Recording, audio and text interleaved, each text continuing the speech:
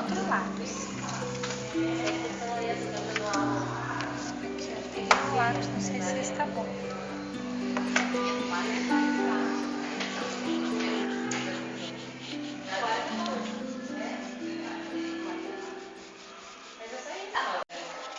Então essa bacia hidrográfica, ela é feita com uma folha que é colocada sob uma outra folha de sulfite e depois passamos o giz de cera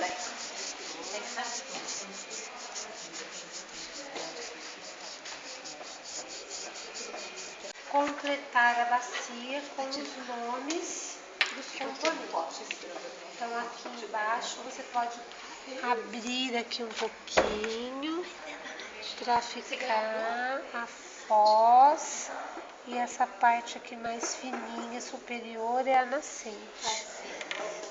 Essa parte aqui em volta é o divisor de águas. E agora é só completar a bacia com o nome. Então, rio principal, estes aqui que vão saindo daqui da bacia são os afluentes.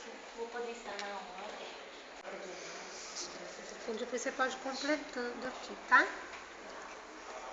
E aí vai escrever, então, essa parte mais fininha aqui é a nascente. Aqui, bem aqui na pontinha.